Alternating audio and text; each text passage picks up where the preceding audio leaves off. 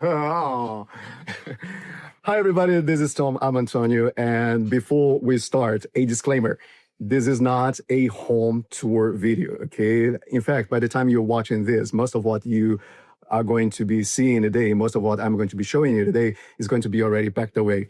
But the reason I wanted to make this video was because this apartment is where the idea of creating this community started. So long before I started talking about painting, drawing, creativity, art making, despite limitations, I was coming here and sharing with you my ways to solve a different creative problem, which was how to turn this apartment into home. Most of what we do in our everyday life isn't much different from what we do when we are creating. In both cases, we are simply arranging things within a given space, trying to create something functional, also meaningful, and above all, something that is our own, something that reflects our personality. So bear with me. It's going to be quite a journey, but I hope that it's going to be fun to watch. Okay?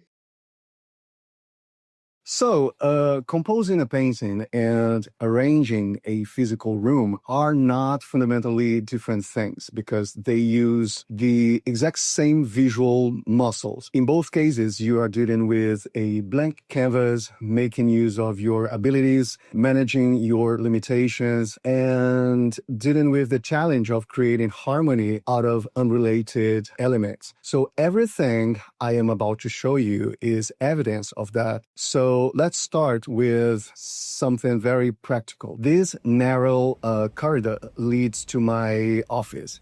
It is a small area, but with some visual challenges. At the very end sits a fully functional bathroom with a rather generous window, which is nice because it provides plenty of natural light. But from distance, all you really see is a dead-end wall with a window. It is narrow and there is almost no room for furniture, and even the wall light placement limits adding art. So most people would simply accept it as a passageway, but I decided to treat it as a composition. So the first thing I did was to disguise even more the bathroom. So rather than just adding blinds, I placed these white curtains. They are the same curtains that you're going to be seeing in the rest of the house. They are very simple, but enough to soften the space visually. And they also add texture, and crucially, they allow the natural light to keep flowing through the hallway. So next, I needed to create a focal point to draw the eye forward. So I built this small side table and I use it to hide the radiator. And also it created a surface to style a few books, to add a living plant. And the floor in the entire apartment is this taveté, which is nice in the colder times, but it is a little bit visually cold. So to add some warmth to it, I added storage unit and this little ship that I made to neatly store Tom's walking gear. And I also added some killing rugs, and with very little, what could be an empty hallway now feels entirely intentional, warm, and inviting. So the artistic lesson here comes down to a simple trick. Whenever I am struggling to arrange a room, I treat the room like a canvas. So I take a picture of it because a photograph flattens a three-dimensional space by stripping away the overwhelming experience of physically walking through it and turns the room into a flat composition like a printed paper. So once the space is flattened, it becomes much easier to see the visual relationships objectively. You can instantly see where the eye travels, just like when you paint. Now let's move on to the living area. The living area presented a bigger challenge. Okay, we moved here to Rome from a much larger apartment in Lima, meaning that storage immediately became our biggest challenge. So most of the decisions were made with storage in mind, even though it was already part of the plan to reduce to the clutter, which we eventually did, at least partially. I didn't want any room to feel like a storage unit. So before anything else, I needed to make everything fit nicely and intentionally.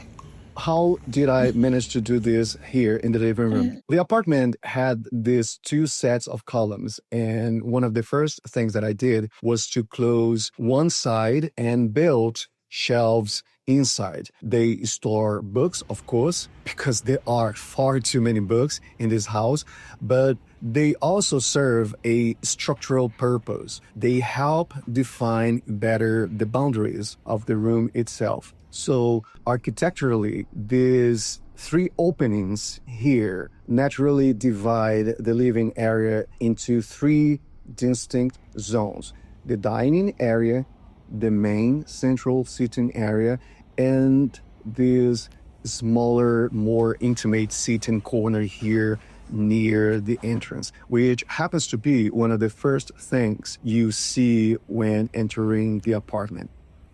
The challenge wasn't furnishing three separate spaces and doing it using mainly what we already brought. The challenge was making them feel unified as a singular composition, and once again using basically the pieces that we already had. So I think I solved it using a concept we mentioned quite a lot in our videos: color hierarchy, which basically means to think in blocks of color and adjusting their proportions. So in a painting, a composition becomes strong when colors repeat throughout the piece, not in equal amounts, but in careful ratios that create rhythm and harmony. So I roughly applied the classic 60-30-10 rule here across these three zones using the exact same color palette. So it's basically reds, greens, and some warm neutrals. The dining area is built around warm, bold tones. Red is the dominant color, carried through the Italian chairs, the rug, some details on the paintings and the books and everything, while green appears as a secondary accent through the plants, the curtains, and the artwork. And as your eye transitions into the central seating area, the relationship shifts towards warm neutrals. Here, the browns present in the sofa, the lamps, and the natural fibers of the large layered rugs become dominant, while green continues as a subtle thread. And finally, the intimate seating area reverses the entire relationship. I reupholstered the sofa bed myself in this rich olive green boucle and replaced the original bulky arms with these slimmer ones so it would fit better. So in this zone, green becomes completely dominant while red works as a minor accent. So despite the white walls, the white pendant lamp, and some white curtains, this is a very colorful room, and it could be risky using this amount of color and patterns, but I believe it all comes together nicely because all three areas use essentially the same palette. The colors are simply presented in different proportions. The rugs act as frames defining the boundaries of each canvas without ever requiring physical walls. And please notice, rooms shouldn't be experienced as a collection of individual objects, a table, a lamp, a chair. They are experienced as a whole. So the composition only works when all the parts work together. The kitchen is rather small, and the only source of natural light is this little window here, making visual noise an enemy. When the space is limited, simplicity and clarity become our primary design principles. So I removed a rail from above the sink because it felt chaotic. And to cover the exposed holes, I crafted a backsplash panel from solid pine wood. And I didn't try to disguise the fact that it is reclaimed wood. It was embraced for what it is. Later, I hand painted this floral motif to introduce some warmth against the metal cabinets. So the philosophy here is absolute. Everything visible, or at least most of it, is there because I want it to be seen. Everything else stays stored away.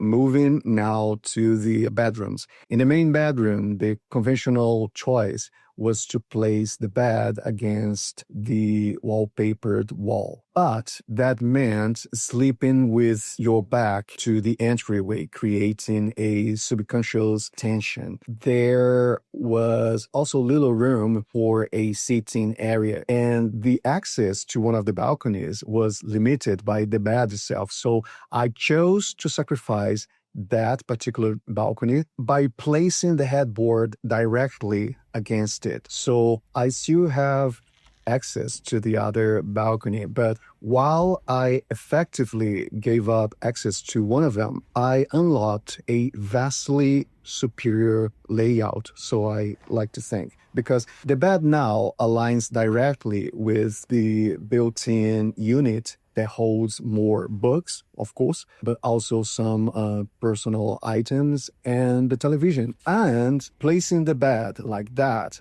opened up an otherwise dead corner in the love seat that I didn't have anywhere else to place around the house now sits comfortably over there without making the room feel crowded. So every layout requires you to sacrifice something in favor of something else. In the second bedroom, the storage challenge was resolved by bringing in this industrial bookshelf. It was originally intended for my office, but it served better here in this bedroom. So instead of trying to hide the television, the bookshelf frames it, and it also accommodates more books, more personal items, and it gives these rental walls a much needed sense of structural weight. My home office follows this exact logic. The bookshelves are practical, but they are styled visually to create rhythm and texture. And because the majority of my work with clients happens remotely, I intentionally use the walls to display a rotating gallery of the physical artwork we create together on this community. You may have noticed a pattern repeated across the entire apartment. In every single room, no matter how small, you will find connective elements: art, books, a living plant, and texture, usually in the form of a rug or a curtain. These aren't random, they are the connective tissue of the entire place. Even out the ongoing conversation between function and appearance continued because I needed extra utility storage. So I built two wooden benches and I also installed a shelf where I could store some boxes. Design is good when it solves problems without drawing attention to the solution. So to keep the terrace visually nice rather than a storage locker, I painted the shelf and the boxes using the exact same paint as the walls. So it somehow made them visually recede. Then, to completely distract the eye, I added a large landscape painting. And because the artwork is large and vibrant, it immediately commands your attention, pulling the eye away from the storage boxes overhead. So when working on anything visual, remember to focus on your own identity, meaning your style, the way you like to see things and the way you like to be seen, the story you want to tell or to be surrounded by, that can be a theme, the feel, what connection you want to create. And usually you get there by making use of color and texture and light, of course. And the heart of it, which means the focal point of your composition. The focal point is simply the element that gets the eye the most. So before I conclude, there is something very, very, very, very important that I cannot forget to mention. Everything we see is light. Full stop, right? Focal points can be created with furniture, artworks, textile, or architectural features. But atmosphere, mood, emotion are often created through light itself, especially in the evening. So one of the things that I did most was add points of light everywhere. And honestly, you can never have too many lights. They are used differently depending on the situation, whether we are having dinner, enjoying a more intimate conversation, reading, working, or simply relaxing. There is a different lighting arrangement that helps create the right atmosphere. And that changes everything. So even though I have been drawing parallels between art and interior design, this is the major difference between them. A painting is static. Once you choose the light, the shadows, and the sense of volume, they remain fixed forever. However, a physical space is different. Light continuously transforms a room. It changes the mood, the feeling, and the way a space embraces you. So while furniture, color, artwork are all very important, light may be your most powerful tool of all. So these are the thoughts that I wanted to share with you today. I hope you've learned something new today and that you can see now more clearly the relationship between arranging elements in a physical space and the components in a visual work of art. Arranging anything visual, from setting a dining table, choosing what to wear, or making any other visual choice, becomes identical to composing a painting. So whenever you feel stuck or try to find motivation to keep creating, look around your home. You are already creating compositions every time you engage with the space around you.